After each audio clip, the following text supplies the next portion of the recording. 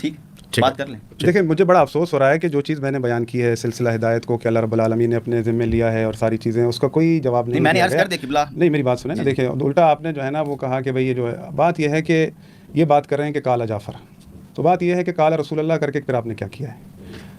آیت اتر رہی ہے اقیم الصلاۃ، پہلے بھی آپ سے کہا تھا. تو نماز کہاں لکھی ہے قرآن کے اندر؟ بتا دیتے ہیں بھئی کیسے نماز پڑھنی ہے آپ دکھا دیں. بسم اللہ آیت پڑھنا شروع کر دیں ابھی سے. بتا دیتے ہیں. ابھی بتا دیں. بتا دیں رکوع کیسے ہوگا، سجدہ کیسے ہوگا. عرض کر دیتے ہیں. جی جی. تاریخ کے اندر یہ سب باتیں معلوم ہیں. میں عرض کر رہا ہوں، سن لیں. قرآن آپ بھی جانتے ہیں، میں بھی جانتا ہوں کہ قرآن اللہ کی آخری کتاب ہے، پہلی کتاب نہیں ہے. ٹھیک ہو گیا. نماز رسول خدا سے سٹارٹ ہوئی ہے. ہاں آدم علیہ السلام نماز نہیں پڑھتے تھے. اس کا مطلب صلاۃ کا تصور اور صلاۃ کیا ہوتی ہے سب جانتے ہیں. رسول اللہ جس قوم میں آئے ہیں وہ کون تھے؟ مشرک تو تھے لیکن دین ابراہیمی کے ماننے والے. قرآن خود اس کا اظہار بنو ہاشم بھی اور الگ بھی. بنو ہاشم تو مشرک نہیں تھے. نہیں وہ نہیں. آپ آیات دکھائیں نا کہ سجدہ کیسے کرنا ہے، وہ ساری چیزیں دیکھیں. آپ تعلیم میں چلے گا نا. میرا ٹائم نہیں، آپ کے پاس آیات نہیں ہے مجھے پتہ ہے. آپ آیات پڑھیں کہ سجدہ ایسے ہوگا، زکوٰۃ کیسے دینی ہے، کتنی دینی ہے، اس کا نصاب آپ مجھے قرآن کی آیتوں سے دکھا دیں. حج کیسے کرنا ہے وہ آپ قرآن کی آیتیں دکھا دیں مجھے. مقدمہ بھائی بات یہ نہیں، بات نہیں. آپ میری بات پہ اعتراض کر رہے ہیں، میں اسی پہ کہہ رہا ہوں کہ یہ ساری چیزیں آپ کو کس نے بتائی ہیں؟ کہ آیتوں سے لی ہیں؟ رسول اللہ نے نہیں بتائی. رسول اللہ نے بتائی ہے نا. کیا نماز رسول اللہ نے نہیں بتائی؟ سن لیں. اگر حضور نے بتائی ہیں تو ابھی سنیوں پہ کفر کا فتویٰ لگائیں کہ وہ نماز غلط پڑھتے ہیں.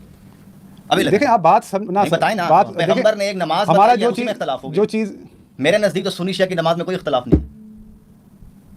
وہ آپ اپنا نزدیک نہ سنائیں نا. آپ دیکھیں کسی بھی جماعت کا آپ ریپرزینٹیو ہیں تو اس کو بتائیں. یہ پتہ کہنا کیا چاہ رہے ہیں؟ یہ کہنا چاہ رہے ہیں کہ قرآن کو نا مفسر اور روایت کے بغیر آپ سمجھ ہی نہیں سکتے. میں مان رہا ہوں نا. عرض امام باقر تبھی تو میں نے تواتر روایت کی بات کی. امام باقر کیا فرما رہے ہیں کہ ہماری باتیں قرآن پہ نہیں. آپ امام باقر کی بات کو سمجھے ہی نہیں نا. اگر آپ سمجھے تو میں وہی سمجھا رہا ہوں آپ کو. دیکھیں بات یہ ہے کہ یہ جو بات انہوں نے کی ہے نا، یہ فقط اس لیے کہ صرف جان چھڑوانے کی ایک بات ہو جاتی ہے. کہیں پر بھی جو ہے نا یہ نماز کو جو ہے نا قرآن سے نہیں دکھا سکتے، حج کو نہیں دکھا سکتے، زکوٰۃ کو نہیں دکھا سکتے، حکم دکھا سکتے ہیں. اللہ رب العالمین نے کہا ہے کہ اطیعوا اللہ واطیعوا الرسول واولی الامر منکم.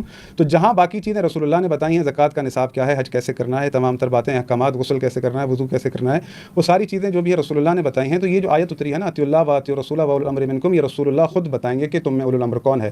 کیونکہ رسول اللہ وہ ذات ہیں جو عالمین کے لیے رحمت بن کر آئے ہیں، اور اللہ رب العالمین نے یہ قرآن پر سب سے بڑھ کر عمل کرنے والے خود رسول اللہ کی ذات ہے. اللہ رب العالمین نے فرمایا ہے کہ کتب علیکم اذا حضر احدکم الموت ان ترک خیرا الوصیۃ للوالدین والاقربین بالمعروف حقا علی المتقین. اللہ رب العالمین نے یہ فرمایا ہے کہ اللہ نے تم پر یہ لکھ دیا ہے کہ جب تمہارا موت کا وقت قریب آئے تو تم وصیت کرو، اور یہ تم پر تمہارے رب کی طرف سے حق ہے. تو جو رسول اللہ آپ کے پاس آئین لے کر آئیں اللہ کا، وہ خود وصیت نہ کر کے جائیں. یہ کس قدر یعنی رسول اللہ کے قرآن کے خلاف عمل کرتے تھے. بھائی بات یہ ہے کہ میں آپ سے سوال پوچھتا ہوں، کیا رسول اللہ صلی اللہ علیہ وآلہ وسلم کا وصیت کرنا بہتر تھا یا وصیت نہ کرنا بہتر تھا؟ وصیت کرنا بہتر. وصیت کرنا بہتر تھا. یہ عقلی تقاضا بھی ہے ہمارا. تو بات یہ ہے کہ رہی بات یہ کہہ رہے ہیں کہ قرآن پہ جو انہوں نے اٹھایا کہ بھائی ہمیں خود نے سمجھنا ہے، تو اللہ رب العالمین فرماتا ہے والذی انزل علیک الکتاب منہ آیات محکمات ہن ام الکتاب واخر متشابہات فاما الذین فی قلوبہم زیغ فیتبعون ما تشابہ منہ ابتغاء الفتنة وابتغاء تأویلہ وما یعلم تأویلہ الا اللہ والراسخون فی العلم وما یذکر الا اولو الالباب. اللہ رب العالمین خود فرما رہا ہے کہ اس کے اندر آیات متشابہہ بھی ہیں، محکمات بھی ہیں. وَأَمَّا الَّذِينَ فِي قُلُوبِهِمْ زَيْغٌ، جن کے دلوں کے اندر بیماری ہے، کجروی ہے، وہ متشابہ آیت سے کیا کرتے ہیں؟ فتنہ کرتے ہیں اور چاہتے ہیں کہ حقیقی اس کی وہ لی جائے. وَمَا يَعْلَمُ تَأْوِيلَهُ إِلَّا اللَّهُ، اس کی تعویل اللہ جانتا ہے. وَالرَّاسِخُونَ فِي الْعِلْمِ، اب یہ جو آیت اتر رہی ہے راسخون فی العلم، وہ جانتے ہیں اس کی تعویل کو. تو اللہ رب العالمین نے زمین پر کوئی ایسے افراد رکھے ہیں جو اس کی تعویل حقیقی جانتے ہیں، جنہیں اپنے ساتھ رکھا ہے. میں جانتا ہوں اور وہ جانتے ہیں. وَمَا يَذَّكَّرُ إِلَّا أُولُو الْأَلْبَابِ، اور سوائے اہل عقل کے اس پر کوئی غور فکر ہی نہیں کرتا. تو بھائی جب اللہ رب العالمین یہ فرما رہا ہے کہ اس کی تعویل میں جانتا ہوں اور راسخون فی العلم جانتے ہیں، یہ بات تو مبہم ہے، اس میں نام نہیں ہے قرآن کے اندر. تو راسخون فی العلم کی تشخیص کون کرے گا؟ رسول اللہ کیوں آئے قرآن لے کر؟ بس فقط سنانے کے لیے؟ اس کی تشخیص کون دے گا کہ راسخون فی العلم کون ہے؟ تو رسول اللہ کیوں کہہ رہے ہیں کہ بھائی میں آپ کے درمیان قرآن اور اہل بیت چھوڑے جا رہا ہوں؟ اب یہ بتائیں کہ آیا اس حدیث کو مانتے بھی ہیں نہیں؟ یہ تو تواتر کے ساتھ ہے. رسول اللہ نے کیوں فرمایا کہ ترکت فیکم خلیفتین، میں تمہارے درمیان 2 خلیفہ چھوڑے جا رہا ہوں؟ بھائی پھر رسول اللہ کو کیوں ضرورت پڑی ہے کہنے کی میرے بعد میرے 12 جانشین ہوں گے؟ تو وہ کہہ رہے میرے بعد میرے 12 جانشین ہیں، تو راسخون فی العلم 2 الگ افراد ہیں.